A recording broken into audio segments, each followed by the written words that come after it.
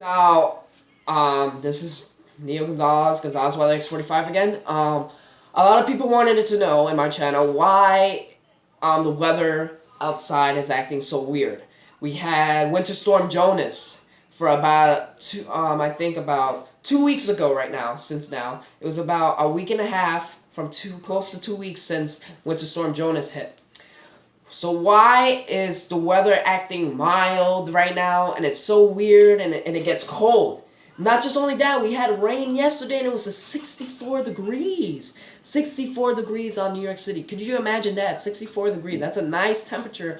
Beautiful mild air of warm fronts that just comes into your area and just peace and quiet, nothing hitting in your area. But let me tell you something. Tomorrow we're going to get snow. We have issued a winter weather advisory. So we're going to have about probably 2 to 4 inches. That's not enough, but it's not going to be as bad as Winter Storm Jonas. But I'm not going to get into that. But here's the typical reason why the weather acts up and down and weird at the same time. Okay, so the reason why is because I'm going to show you something, and I'm going to give you, just give me a sec.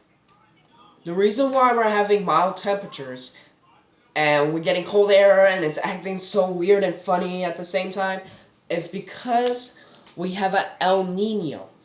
So this is the Pacific Ocean. This is South America. So beneath Pacific Ocean, from the Pacific Ocean right here, we have what's called a little side that's about a big mile. It's like a mini El Nino that's built up because of warm temperatures. The sunlight is actually hitting in the warmest front of the sunlight of the radiation from the earth.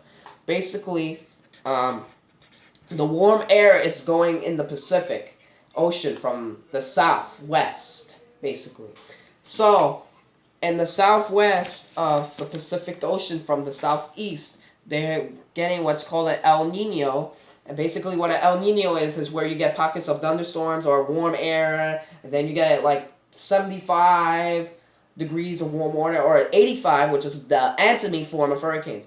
Check that video, by the way, and I'm making more videos in my weather account. So you have El Nino, so what that means is that for North America, all the cold air is just drifting this way. The cold air is drifting this way, basically. So we have cold air. We have cold air that's drifting to the south, from South America and from the south of North America, which is Texas, Louisiana, Mississippi, stuff like that. But in the Weather Channel, I noticed that in the north we still get cold temperatures, basically. And that was because the El Nino was basically weakening a bit because the cold air started to go a little more down, but then the warm air of the taste of spring temperatures came along and it started to form the El Nino all over again. So then the cycle kept going and going and going and going. So what happened was the cold air starts to go up and it starts to collide from Texas, from Mexico. Those areas will be cold. So what happens is the upper area of North America starts to get dry weather's occurrence, and they get basically just warm, mild temperatures. And it'll be like above 20% normal, which is really good. And what that means is that possible we might not get a lot of storms like how we had from 2014, like Winter Storm Pax. Winter Storm Pax, which I'm going to make a video pretty soon on February 23rd. February 23rd will be a celebration about the historic times of Winter Storm Pax. But I'm not going to talk about Winter Storm Pax. I'll talk about that later. So basically, this year is not going to be as that worse, but it's going to still be bad at times. Like right now, tomorrow, we're going to get snow again.